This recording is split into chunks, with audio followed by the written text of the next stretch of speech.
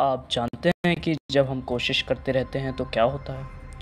क्या आप जानते हैं कि अनुशासन क्यों महत्वपूर्ण है? क्या आप जीतने के बारे में जानना चाहते हैं? आइए पता करते हैं। मृत्युंजय का अर्थ है जिसने मृत्यु पर भी विजय प्राप्त कर ली हो। कहानी उस समय की है जब एक ऋषि दंपति मृकंद और मनस्वी संतान ना होने के कारण तपस्या कर रहे थे। शिव ने उन्हें एक वरदान दिया जिससे उन्हें एक ऐसे बच्चे का विकल्प दिया गया जो बुद्धिमान होगा लेकिन केवल 11 वर्ष जीवित रहेगा, या एक ऐसा बच्चा जो लंबे समय तक जीवित रहेगा लेकिन मूर्ख और अज्ञानी होगा। कई धर्म ग्रंथ कहते हैं कि यह 13 वर्ष था, या कुछ कहते हैं कि 16 वर्ष था। हम अभी इसे 11 वर्ष ही मानेंगे। तो ऋषि दंपति पहले विकल्प पर सहमत हुए और वरदान दे दिया गया। उस बालक का नाम मार्कंडेय रखा गया। जैसा कि वरदान में कहा गया था कि वह एक बहुत ही प्रतिभाशाली बच्चा था।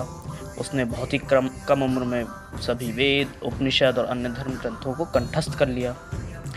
एक दिन उसे अपने वरदान के बारे में पता चला कि वह केवल 11 वर्ष तक जीवित रह सकता है। इसलिए उसने उत्सुक होकर भगवान शिव की पूजा करना शुरू किया। चाहे कुछ भी हो, हमेशा शिवलिंग का पूजन वंदना करता था। समय बीतने के साथ वह शिव भक्ति में लीन हो गया। वह शिव में इतना डूब गया कि वह हमेशा अपने आसपास के बारे में भूल जाता था और उनके ध्यान में लीन हो जाता था। और समय बीतने के साथ उसके माता पिता और अन्य लोग भूल गए कि पृथ्वी पर उसका समय कम है। तो एक दिन वह पूरे मन से शिव की पूजा कर रहा था और अचानक मृत्यु के देवता यम के दूत उसे लेने के लिए प्रकट हुए।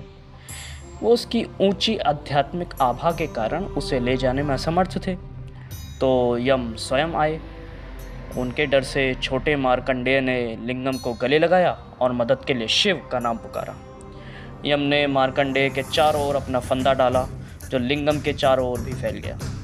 शिव, जो कालांतक हैं, लिंगम से प्रकट हुए। वे क्रोधित थे और उन्होंने अपना त्रिशूल फंदे पर फेंक दिया और यम को उस लड़के के जीवन को ना ले जाने का आदेश दिया। उन्होंने कहा, मार्कंडेय मेरा भक्त है, तुम उसे छूने की हिम्मत मत करो। वह सदैव जीवित रहेगा, चिरंजीवी रहेगा। यम भयभीत हो गया और उन्होंने मार्कंडेय को वहीं छोड़ दिया।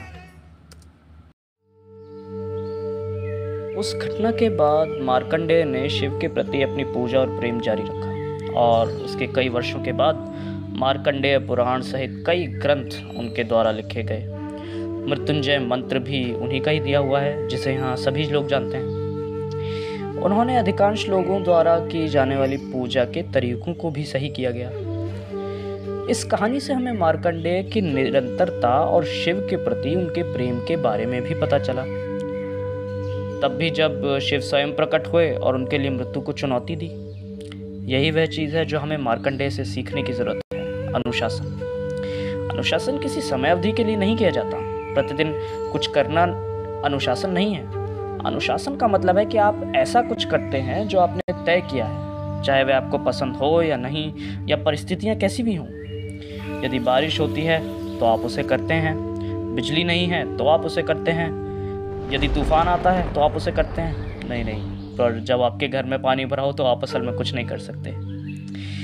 इसके अलावा जब हम अनुशासन में होंगे तो हमारे जीवन में ऊंचे नीचे आती है।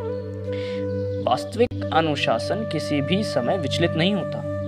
जीवन में उतार या चढ़ाव के बाद भी अनुशासन जारी रखना पड़ता है। जैसे कि इन लोगों के बारे में हम सब जानते हैं कि इन्हें कई अवार्ड मिले, ऑस्कर भी मिला और साथ ही बुरी तरह घायल भी हुए। क्या उन्होंने काम करना बंद कर दिया है? बिल्कुल नहीं। उनकी हड्डियां टूटने के बाद भी नहीं। और मेरा पसंदीदा जीवन इस बारे में नहीं कि आप कितना ज़ोर से प्रहार करते हैं, बल्कि इस बारे में है कि आपको कितना ज़ोर से चोट लगती है और आप फिर भी कितना आगे बढ़ते हैं। आप कितना झेलते हैं और फिर भी आगे बढ़ते हैं। इसी तरह से तो विजयी होते हैं। खैर, आप मेरे गलत अनुवाद को माफ़ कर सकते हैं, लेकिन जीतना बिल्कुल इसी तरीके से होता है, चलते रहने से, अनुशासन में रहने से, मार्कंडेय बनने से। और कौन जानता है कि आप जीवन के अपने मंत्र के साथ आते हैं और चिरंजीवी बन जाते हैं। ओम नमः शिवाय।